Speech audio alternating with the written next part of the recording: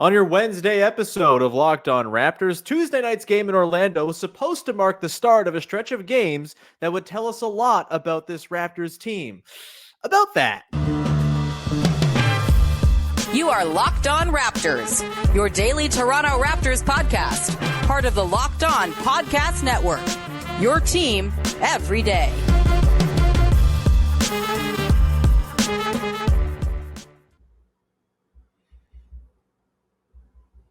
Hey, what's going on? And welcome to another episode of Locked On Raptors, part of the Locked On Podcast Network, your team every day. It is Wednesday, November the 22nd. You may be listening to this late on Tuesday, November the 21st. And I'm your host, Sean Woodley. I've been covering the Toronto Raptors now for 10 seasons on various platforms. You can find all my work over on Twitter at Woodley Sean. You can find the show on Instagram at Locked On Raptors. And of course, find the show on Discord. We got a Discord server for our listener community. It's a great place to be. Come hang out. The link is in the description. It's free to join, and you get to become part of our little family of sickos talking and watching the Toronto Raptors. And on Tuesday night, we were watching the Toronto Raptors lay an absolute stinker, which we will dive into on today's show. Of course, a reminder, you can find the show for free wherever you get your podcast. Please subscribe, follow, rate, review, tell a friend, etc., etc. Anything you can do to support the pod, it's much appreciated. You can also hit the little subscribe button on YouTube and the little notification bell and get a heads up every single time the episode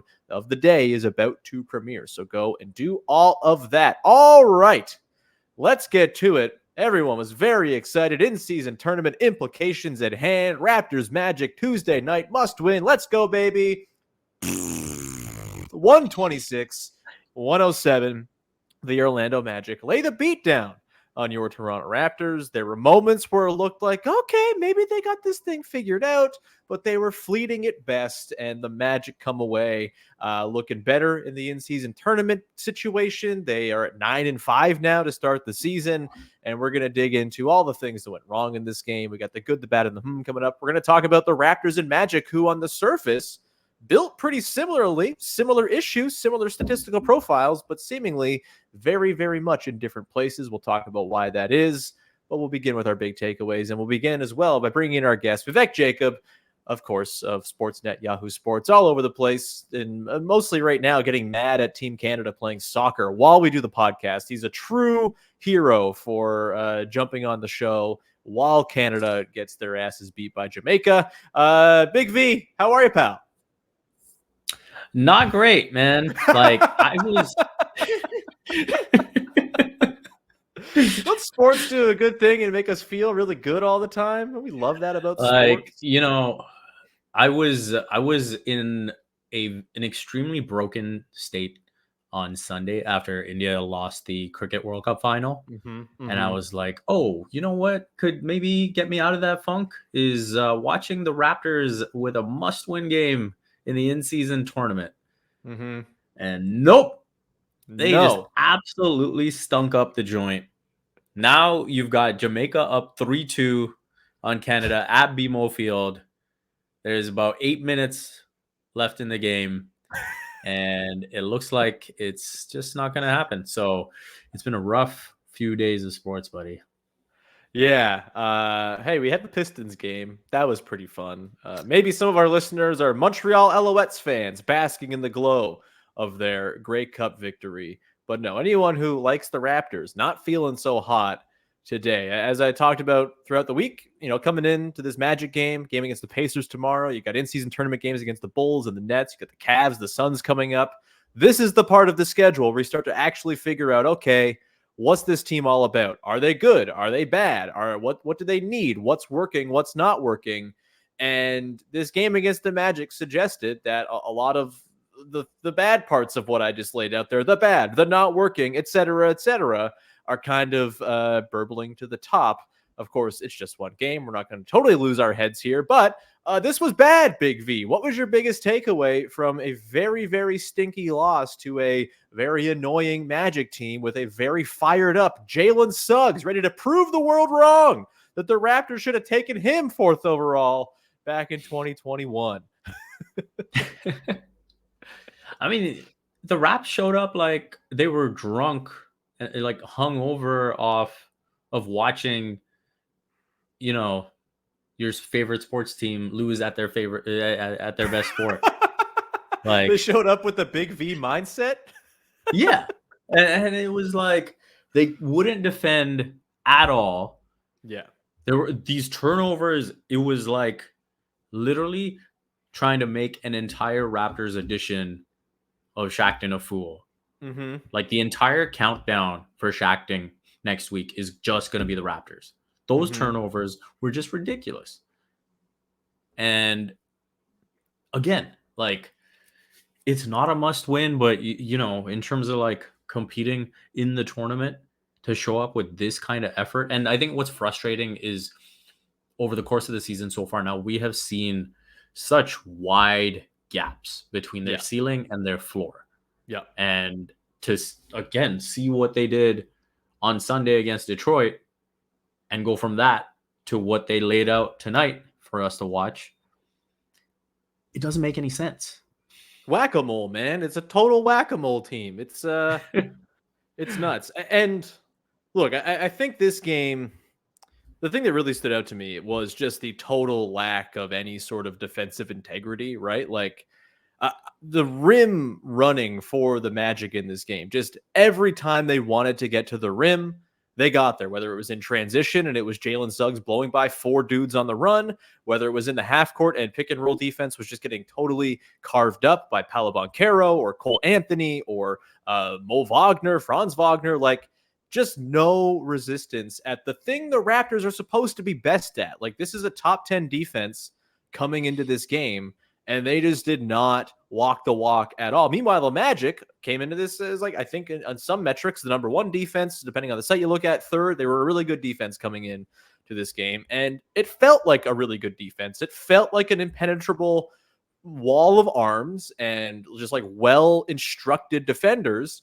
keeping the Raptors from getting to their spots. No rim pressure in this game for the Raptors whatsoever. It was just such a stark difference. And look, I didn't expect the Raptors to have a good offensive game. I called it. I figured, hey, this is going to be like an 86, 88, 88, 86 game. It's going to be nasty. It's going to be grimy. The defenses are going to win out. One defense won out. The Raptors defense just had nothing for the Magic in this one, which was perplexing considering the Magic suffer from a lot of the same issues the Raptors do, with a lack of general spacing, not a ton of creation from their guards, and just like a lack of 3-point shooting around to give space to guys working from the middle of the floor. But the Raptors made them look great. Like they really did. What to you fell apart with the defense in this game? Because there's a lot, I think, to kind of poke at. Didn't think this was a very good Scotty Barnes game on defense. I thought Precious Achiuwa was a mess. We'll get to Precious later on. Was there one thing that stood out to you defensively? Was it just like not trying hard? I know it sucks to boil it all down to one team wanted it more than the other, because usually that's not exactly the story, but it kind of felt like in this one, the Magic were ready to play and the Raptors simply were not. Yeah, I mean, I think when you look at all the transition opportunities that the Magic had, that you would put down to a lack of effort and, you know, a failure to match the intensity that the Magic brought. I mean, there was even like a made basket that Jalen Suggs just, I think it was like the Magic's second bucket of the game, where he just got the ball and just ran straight back down the court and got a layup. And that itself was like a sign like, hey, they're up for it. Like, you're going to have to bring it. And we saw over and over them pushing the pace and being able to just ram it down the Raptors' throats. And there was just no response, no resistance. So from that standpoint, I will say there was a lack of effort, lack of intensity. In the half court, for me, it was a lot of miscommunication. Well, I mean, miscommunication might have even actually been a good thing. There was no communication. I think when you look at the way the pick and roll defense fell apart, the way they couldn't do anything with their zone defense, I think that I put down to communication.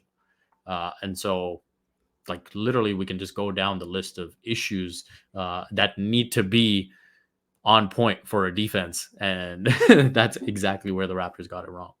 Especially for a team from which all of its offense flows from its defense, right? Like the Magic are a team that miss a lot of shots in theory. And, you know, there was an opportunity here to have a good half-court defensive performance and turn it into the type of transition game that the Magic had in this one. The Magic pulled the Raptors in this one.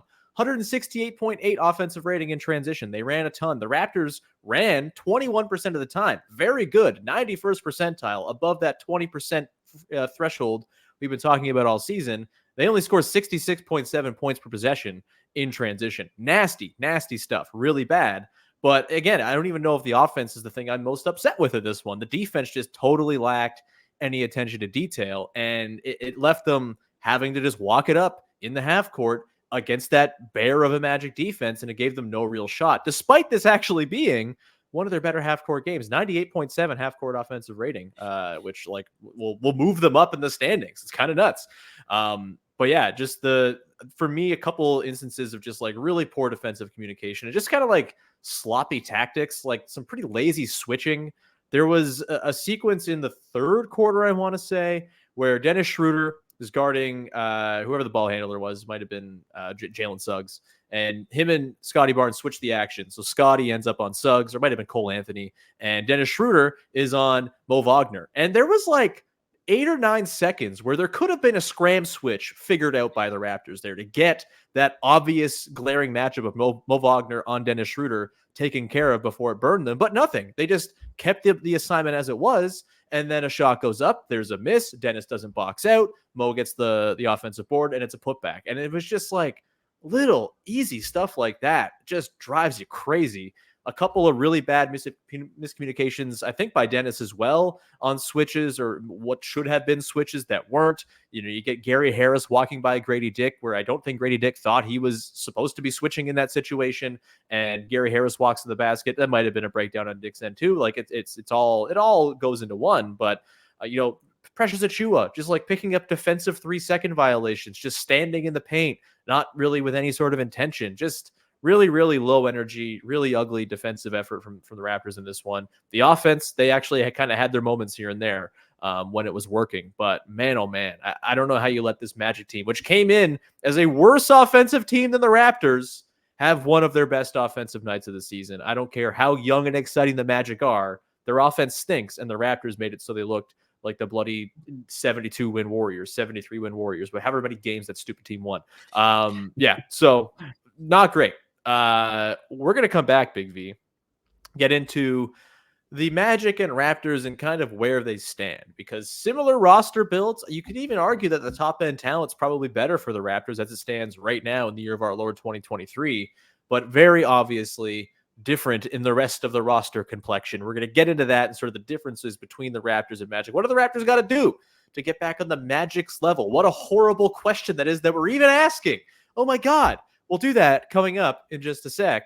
But first, got to tell you about our friends over at eBay Motors, who right now are partnering with Locked On Fantasy Basketball host Josh Lloyd to bring you some of the best fantasy picks each and every week, all season long. Josh Lloyd's the best. I have been all over his stuff this year, as I have been kicking ass, frankly, in the Locked On Raptors Fantasy League. And Josh Lloyd's been a big reason why. Whether you're prepping for a daily draft or scouting the waiver wire, every week we're going to provide you with players that are guaranteed to fit on your roster, courtesy of Josh Lloyd. So let's see who Josh has picked for us on this week's eBay Guaranteed Fit Fantasy Picks of the Week.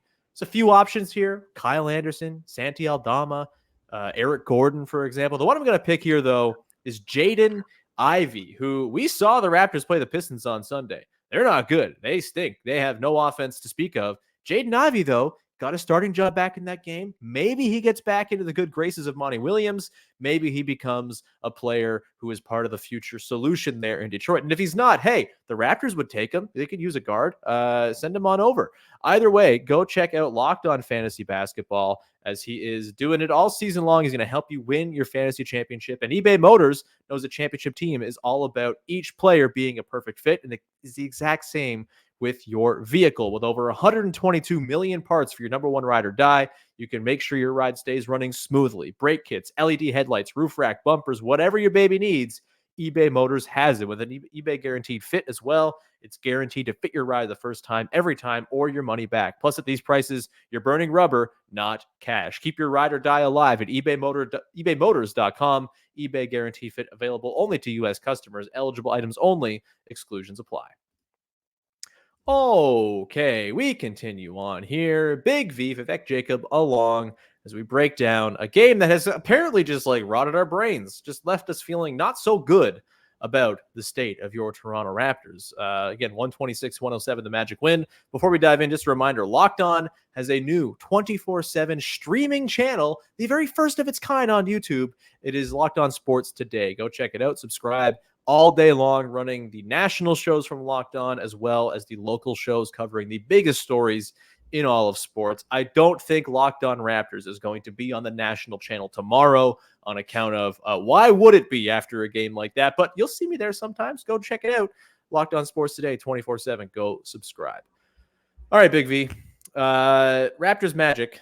Again, on the surface, similar builds, similar problems to overcome. The Raptors, of course, have Pascal Siakam and Scotty Barnes, the sort of forces of creation on the wings. Paolo Banchero, Franz Wagner, very much the same for the Magic. I think you'd probably take Siakam and Barnes over Banchero and Wagner just as like a talent play in 2023 right now. It's probably close, but Pascal Siakam, clearly the most established of those guys. Scotty probably alongside Paolo in sort of a toss-up. Like Franz, fairly probably fourth in that bunch. But again, a very good quartet of players who lead their teams. They also are teams that don't have a ton of shooting around those guys, and it creates a whole lot of problems. And the Magic, it seems, have been able to figure it out to some degree. They're better on defense. They've ratcheted up on that end, and they clearly had a little bit more juice from the guard position in this one as well. To you, Big V, what is the biggest difference between the Magic and Raptors as they currently are constructed, as they're built, as they try to go and overcome the problems that exist? And do you think it is insurmountable for the Raptors to tap into whatever edge the Magic seem to have with their 9-5 start this year?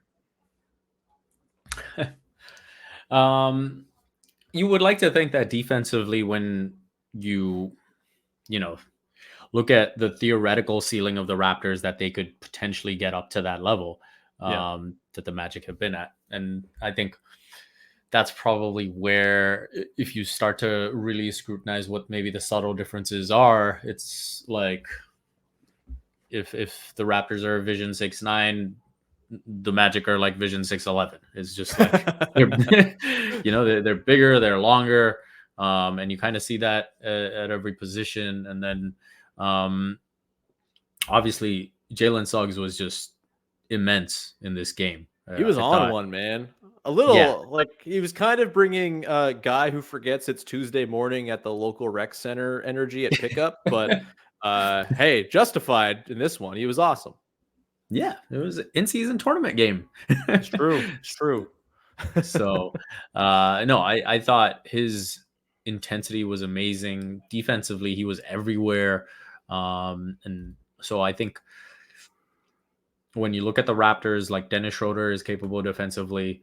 And then you look at the big difference, it would be the bench productivity, right? Even in a game like this. Ding, ding, ding. That's it. The Magic have more good players. They got 56 points off the bench in this one. So that's probably where, the problems begin for the Raptors, and they don't quite have the same negative impact on the Magic. Mm-hmm. They also, I think it was Assad Alvi who tweeted this tonight. Guards who can't shoot still better than no guards at all. Rang very true in this one. Jalen Suggs getting downhill. Guards can do more than just shoot, I suppose. Getting downhill, playing incredible point of attack defense, being a maniac in general. Cole Anthony coming off the bench. Boy, oh boy, it'd be cool if the Raptors could have a Cole Anthony coming off the bench to score a bunch of points in buckets, also dropping 10 assists in 29 minutes. Gary Harris comes in. Gary Harris, man. Hell yeah. They take Joe Ingles right now, man. The Raptors bench.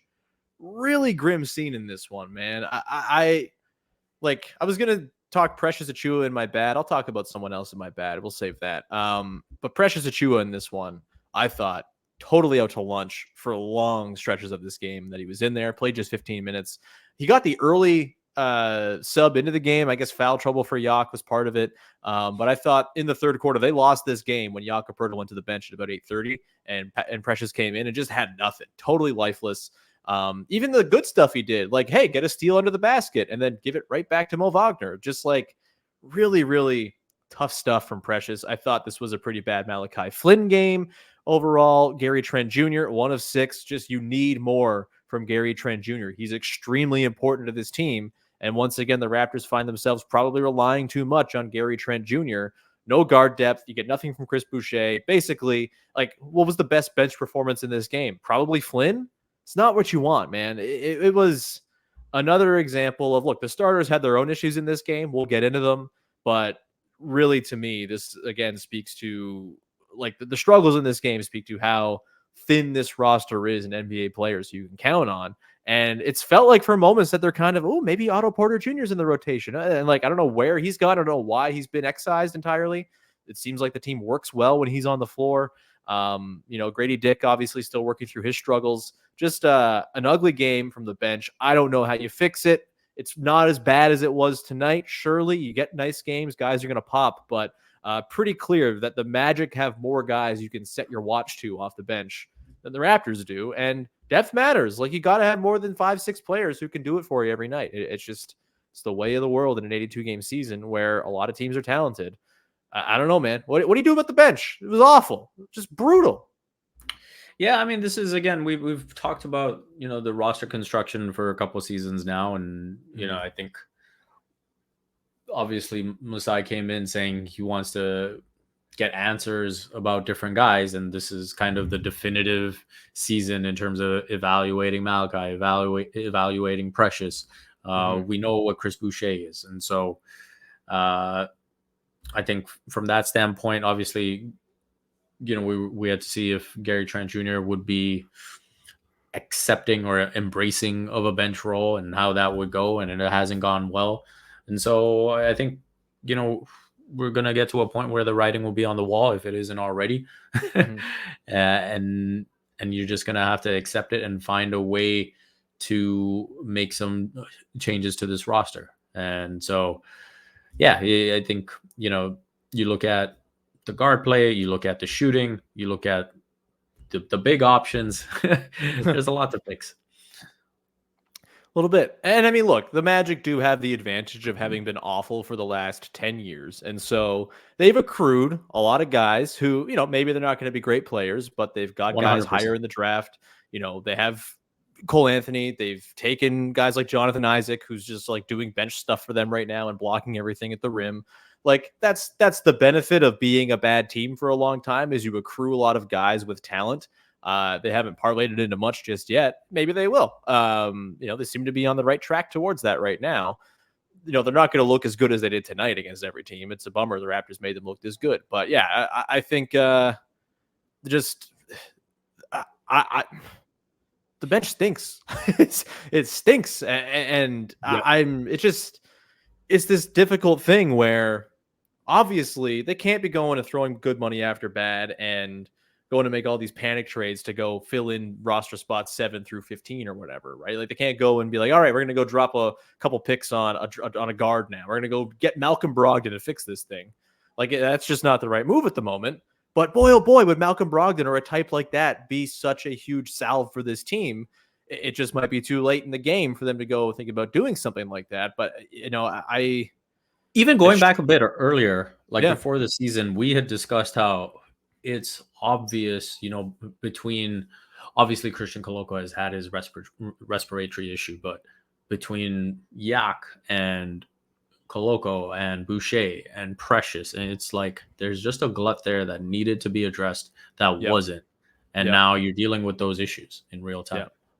Yeah, like there could have been a swing for a deal for an Ayo Dosunmu or a DeLon Wright, or like, none of these guys are changing your life, but they balance your roster, make it a little bit more sensible. And yeah, the fact that there was never a move like that, and we're still trusting Malachi Flynn to be the backup point guard, despite the strides he's made this season, with the bar being on the floor for him to stride over. Like, yeah, this was a pretty glaring example of the depth on this team just ain't good enough. And again, there will be nights where Precious pops. There will be nights where Boucher has his moments and Flynn hits his threes, and Gary Trent Jr. is not going to be this bad all the time. He has been better of late, but it's just so feast or famine. And I don't think you can lean on that, especially when your starters are a sort of weirdly fitting bunch and you need supplementary pieces to fill out lineups throughout 48 minutes of game time to give yourself a real credible shot. Like, you can't play your starters 40 minutes each, and you have to find ways to get the more complementary pieces out there. And right now it's tough to find those looks. It's just hard to get to those lineups where you have guys out there who support and amplify what your best players are doing. So they're really kind of just putting all their eggs in the starters basket, and sometimes that'll work and sometimes it won't. And did not work tonight. We're going to come back on the other side, Big V, get into the good, the bad, and the to round out this here episode. Before we do that, however, got to tell you, they're good friends over at FanDuel, the #1 sports book in all the land. Go check them out right now. It's a wonderful time to start doing it as the NFL season is going strong. And with America's #1 sports book in FanDuel, you can get, as a new customer, $150 in bonus bets with any winning $5 money line bet right now. That's $150 in bonus bets if your team wins. And oh, look, there's a couple of football games on Thursday in the middle of the week for Thanksgiving this week. What better time to throw down a money line bet on one of those teams to win to get those $150 in bonus bets? If you're thinking about joining FanDuel, there's no better time to get in on the action than right now. The app is super easy to use. There's a wide range of betting options, including spreads, player props, over-unders, and more. If you win on one of those football bets with the money line, maybe you go and apply those bonus bets to some basketball bets. Maybe you throw a little money down on the Raptors under because they can't score very many points. All of that is available to you, again, on an app that is sleek, easy to use, so easy that I can use it. And I am a dum-dum when it comes to navigating technology. So go check it out right now. Visit FanDuel.com/lockedon to kick off the NFL season. FanDuel, official partner of the NFL and of the Locked On Podcast Network. All right, rounding things out. Big V is here. Last segment of the show. It's the good, it's the bad, it's the way we round out every episode of the podcast here. Let's go with the good, shall we? Big V, what you got for your good from this one? Slim pickings, but what you got? Do we have to pick a Raptor? I do have a Raptor, but we don't have. You don't have to. Like we're our own people. What you got? Yeah, you know what? I will go with Jalen Suggs. I mean, I thought he was just so good in this game that he's worth talking about. Sure. And I just, we can talk about Schroeder and Pascal as maybe the standout performers for the Raptors, but that performance was not anything I want to recognize. And so I would rather talk about Goga Bitadze before I talk about anyone on the Raptors. Man, Goga was really good. He blew up like 3 possessions to start the second half on his own. Yeah. Pretty tough stuff. Yeah. So that was really nice to see from him. I thought it was a bit weird the way the Raptors were kind of challenging him in the first half. I'm like, hey man, this guy's MO is as a shot blocker. Like there was the one where like Pascal had him on the perimeter and then tried to back him down. And then there was a drive. The recovery on that was pretty nuts too. Like the second jump from Bitadze was nutty. Yeah. And then there was a drive by Gary Trent Jr. Where he went right into Bitadze. And I was like, that was never going to happen. You miss like point blank layups. That was not going to happen.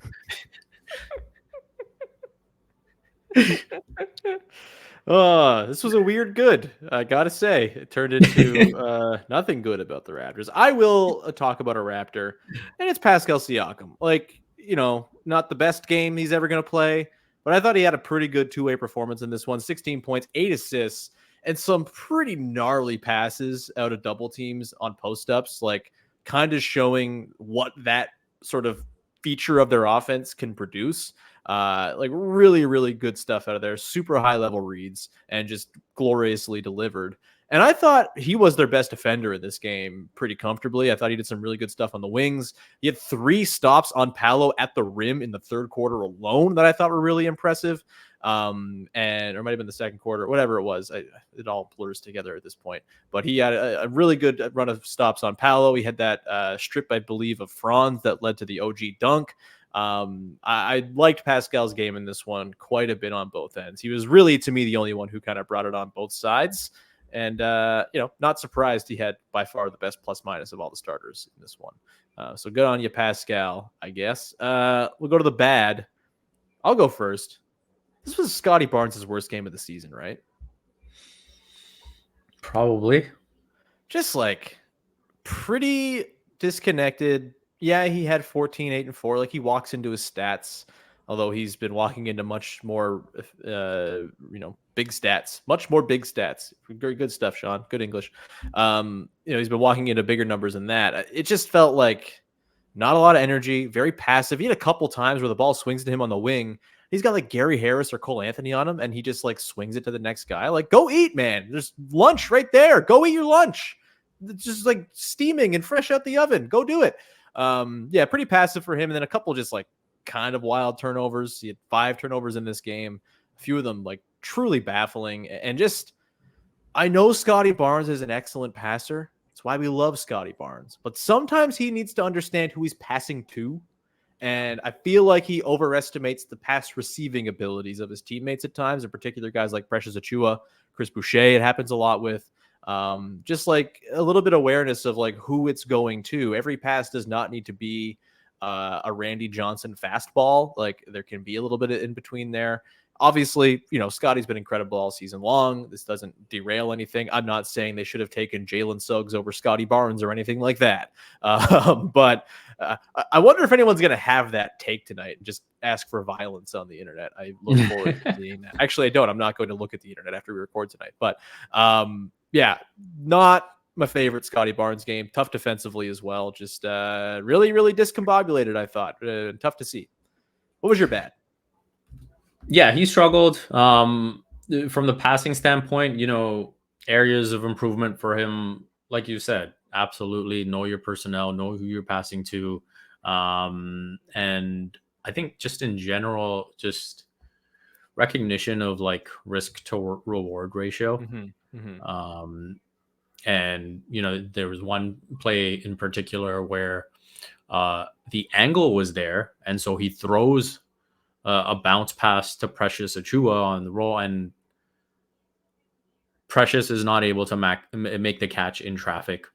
And from Scotty's perspective, it's like, hey, first off, Precious doesn't have great hands. Secondly, like if he gets it, there's 2 guys there. What's he going to do with it?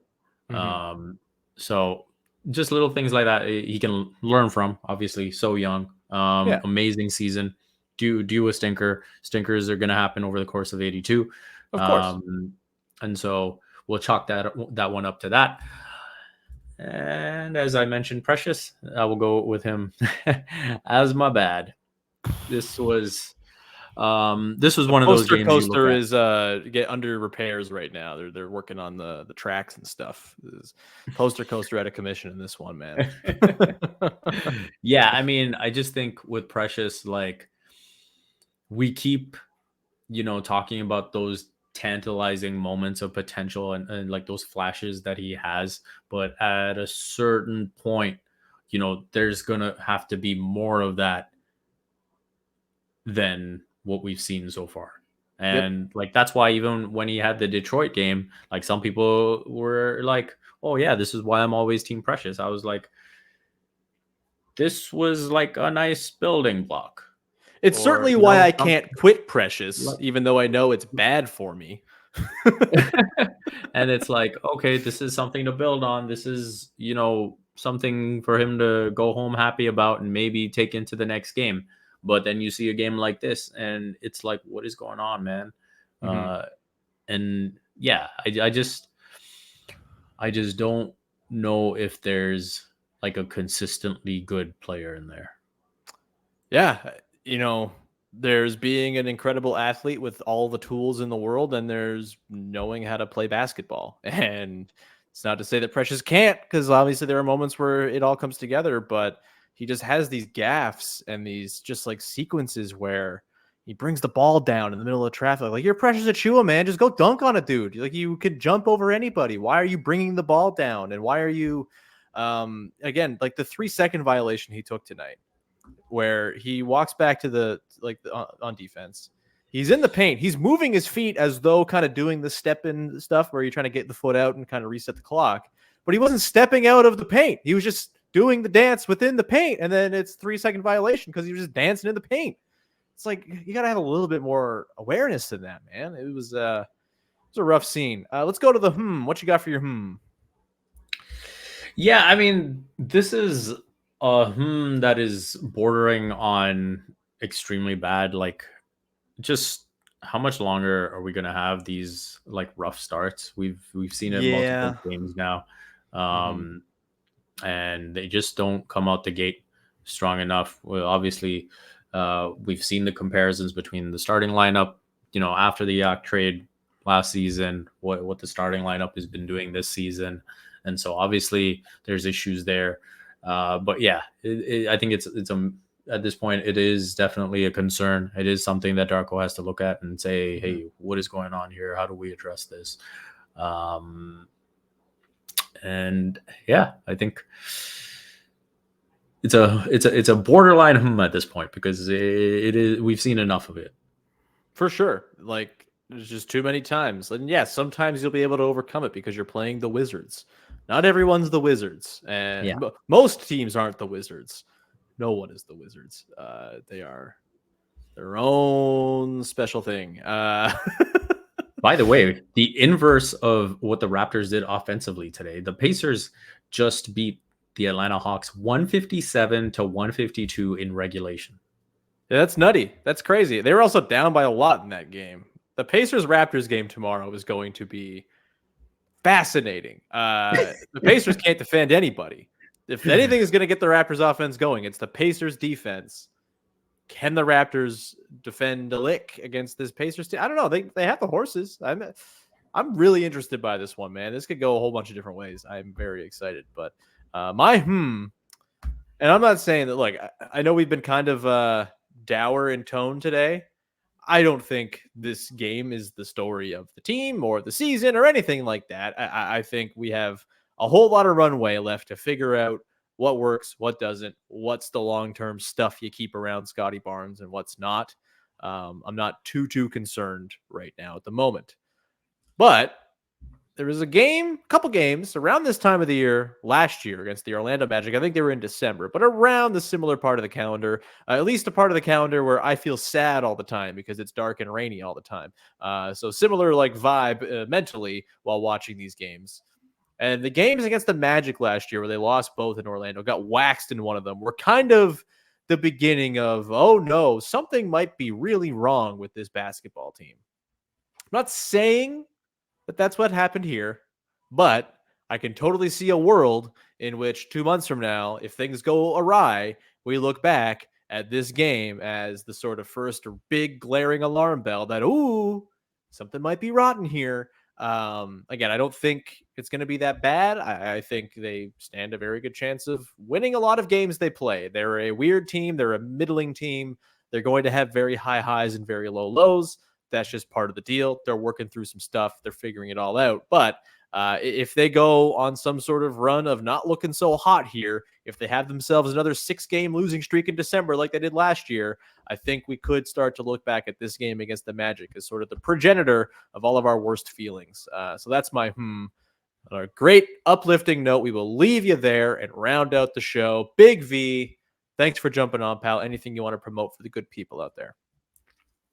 I'll have a couple things. One for Sportsnet, one for Yahoo coming soon. One is on Pascal's role and his best role going forward. And the other will be for Sportsnet, looking at the biggest surprises and disappointments of the first month-ish of the NBA season. Sounds good. Everyone go check all that out. You can find me at Woodley Sean on the website that's busted, at Locked On Raptors on Instagram. The Discord, of course, link is in the description. Also, buy your tickets for the Sports versus Media charity basketball game this Saturday. So I'll be assistant coaching Team Media with S. Baraheny, drawing up all sorts of incredible sets for Will Lou to run poorly, surely, on Team Media. So tickets, they're in the link is in the description of the podcast. We'd love to see you out there. And that'll do it for today's show. Thank you so much. We'll be back again, I guess, tomorrow, Thursday. We're recording Tuesday. The next episode will be on Thursday, as Jamar Hines will join me to break down Raptors, Pacers. In the meantime, have a great one. Thanks so much for hanging, and we'll talk to you soon. Bye-bye.